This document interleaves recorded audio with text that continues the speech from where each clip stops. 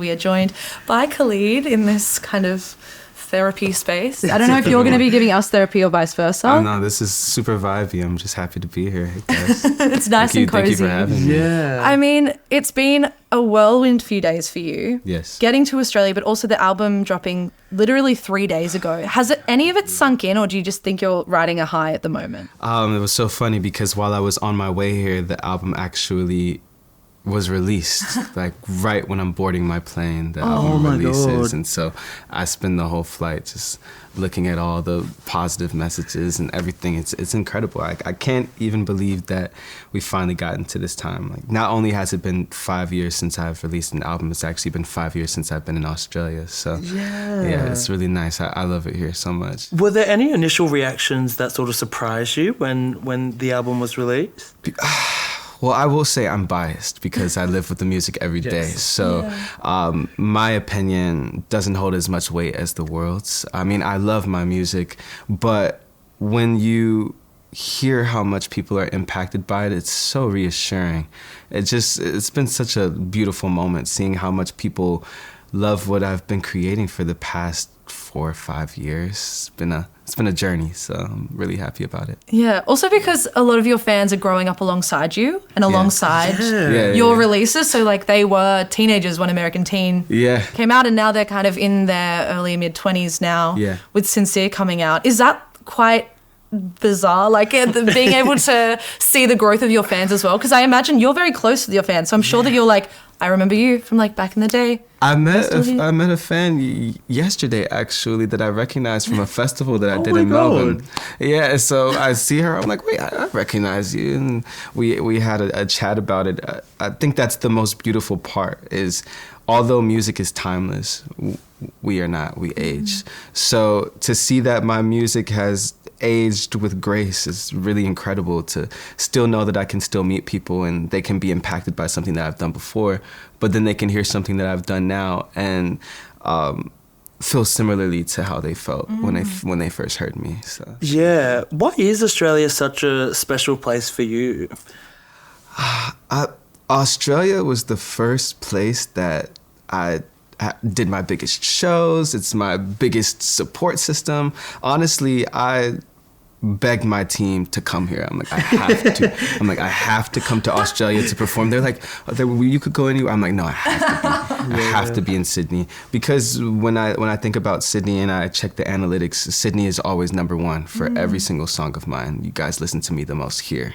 So I just wanted to give a gift to the city and come and visit everyone and see some of my biggest fans in the world. Yeah, and the gift being these exclusive shows. I mean, you are playing the third album, Sincere, and with the release of Sincere, you said it was a return to form for you. What did you mean by that?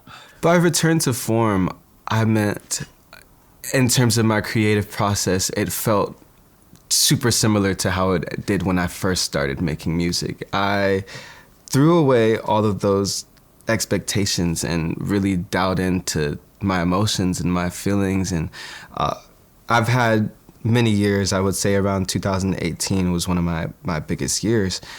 You get pulled in so many different directions. It's kind of hard to stay true to your sense of self when it comes to your creativity. And I believe that with this album, it's like I was a kid in a playground all over again, just having fun, exploring, creating for the first time, taking risks. And I really do feel like it's truly a return to form. I'm happy to be here. Yeah. Also, what's interesting about the last few years in between projects is you've done so much collaboration, like S.G. Lewis, Victoria Monet, J Balvin, Tate McRae, Mariah. It's actually, crazy. Alicia Keys, it's crazy. It's awesome. Wild. So do you feel like any of those experiences collaborating with those artists have kind of influenced the making of Sincere? Of course, because I see their process and I see how they write, and I have these conversations with all of these beautiful artists, especially Alicia Keys, recalling conversations where I've had with her and how she remains so graceful, and she's so seasoned in this industry, and she still has the biggest smile on her face. Really made me think, okay, well, what makes me smile as an artist?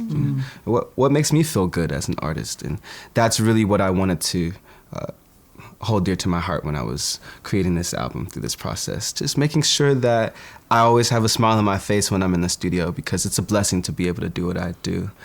It's a gift to be able to do what I do. So as long as I'm having fun, that's the most important part. Yeah, and definitely I think a gift of friendship as well. Like friends like Alicia Keys or the people that you meet.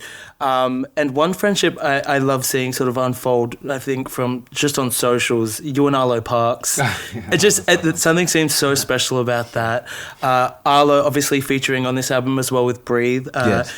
Said you spent some time one night writing Breathe, right, and it sort of just came flowing to. Tell us about that night. What was that night like? I chill up just thinking about it. Really incredible. I respect Arlo so much, and Arlo and I have had communication for the past few years.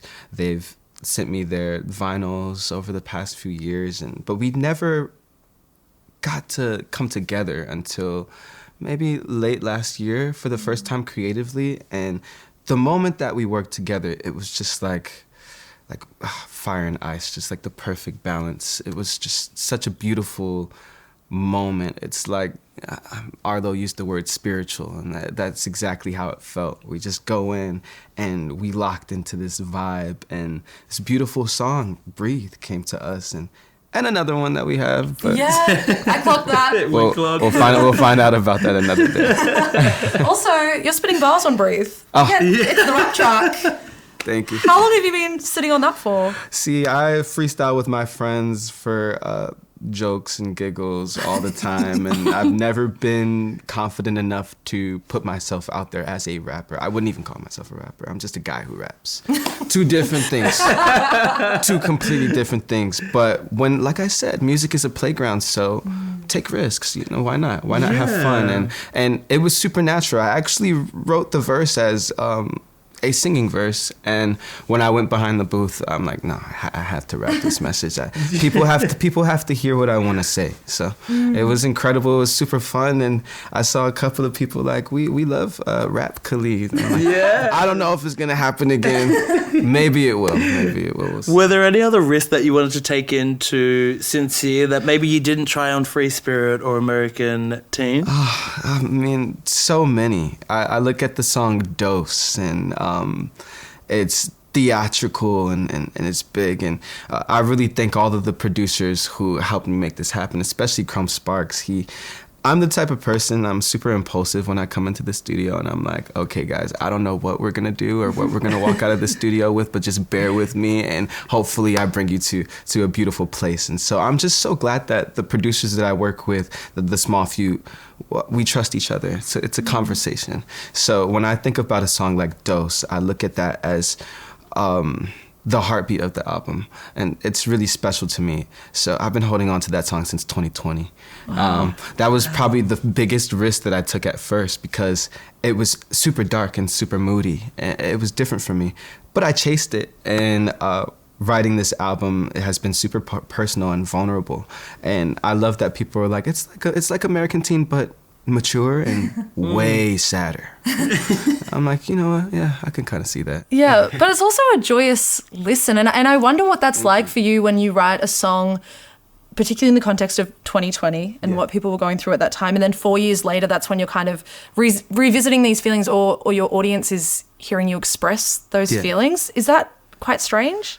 It's crazy, because when I think of those songs and I look back, you know, music, it's like a time capsule, and sometimes you tuck it away, you forget about it, and you come back to that feeling, and I'm like, wow, I was really going through it. But weren't we all, right? Yeah. Weren't we all? But there's beauty in that sadness. There's beauty in that darkness. I had to go through it to get to the point where I'm at right now. And although I don't feel the same way that I felt, I can still empathize with those moments. And I mean, I'm blessed to be able to have these experiences and speak them out into the world and find an audience who's like, I hear you and I see you and I feel you and I relate. I feel like that's the most important part of it all. Yeah. Did you go into making this album knowing it was going to be called Sincere, or did that sort of come after you sort of finished the body of work and said, this sums it up quite nicely? Sincere, the title, didn't come until like 2 months before we turned in the album. Wow. It was a very spontaneous decision. I cycled through all of these names, and I first had this album called Everything Is Changing, and everything did change. Then I had a title called Please Don't Fall in Love with Me, but I was like, words are so powerful. I just didn't want to put that phrase out into the world, because I'm like, you know what? I like love, you know? I like to be loved. I like to be loved. I love to love. And so I didn't resonate with that title. And then I hit a title called Is This What I Deserve? And I'm like, why am I questioning what I deserve? Why am I questioning if I deserve? I deserve all of this. I deserve to be happy. I was in Dubai on a trip, and we're going through all these names. I'm like walking in and out of these shops. I'm like, what is it? What is this name? What is this name? And then I recalled the track Sincere, and I thought about the way that I felt when I recorded it. And I'm like, yep, that's it. It's sincere. This is the album. This is the music. This is the vibe. It is sincere. Yeah. Is that your process with every song? I mean, not just maybe the album title, but like every song? Because I remember when Ground was just about to be released, and a lot of people started dubbing it as Cotton Candy Colored Skies, and sort of that was the name of the song. How do you sort of figure out what the name for these songs are going to be? I like interesting names. Names are the first thing that you see on a track list before the songs come out and are released. And Ground is so real, because when I wrote this song, I was laying on the ground in the middle of Arizona on the top of this mountain, and it's almost like it came to me. Cotton Candy Colored Skies is beautiful, but Ground is everything I want to remain, you know, grounded. So I really love that name, and I love that song so much. It's honestly one of my top favorites on this album. I think I read, and correct me if I'm wrong, but with Ground and that specific scenario that you were just saying, I think you had psychedelics, was that? And it was sort of just Yes. It was my venture out into psychedelics. I was super nervous about my experience. I lived my entire life with this perception of what it would feel like. But the moment that I dove into it, it was a completely surreal, new, never felt before experience. And I'm like a kid bouncing off of a sugar rush from wall to wall, and I'm running around in a field, and I'm just like, I want to go here, I want to sit down, I want to stand up, I want to write, I want to sing. And so when I wrote Ground, I was freestyling for 1 hour straight, walking up a hill. One of my friends, she's the audio. One of my friends who's actually downstairs, I brought her to Australia to hear for the first time. I've been friends with her since I was in elementary school, and she was there with me when I freestyled the whole song, the whole process. And like I said, just like a kid in this like playground, just having so much fun. So it was a very fun and positive experience for me. Yeah. And we're going to kick off these world exclusive performances of the record tonight. Also tomorrow, another performance. If you could sum up how you're feeling about performing this record for the first time in a, let's say, 3 words, what would they be? Overwhelmed, excited, and prepared. Well, that's it. Oh my God. Any songs in particular for the album that you're most excited to sort of bring to life? Oh, I had a moment in rehearsal, maybe like one day before. It was the last day of rehearsal where I sung Sincere and the room goes quiet. Because everybody is usually doing their thing, focusing on their job. But it's like time stopped, and I closed my eyes and I disappeared and went to a different space. And when I open my eyes, when the song is done, I look at everyone and they're just like, wow. And I was met with tears from my dancers, from my team, super vulnerable, because there's so much work that comes into these experiences, so many hours, blood, sweat, and tears. And I love that I have music on this album that brings me to that space where I can close my eyes and disappear. It only makes me excited to see how the audience receives it.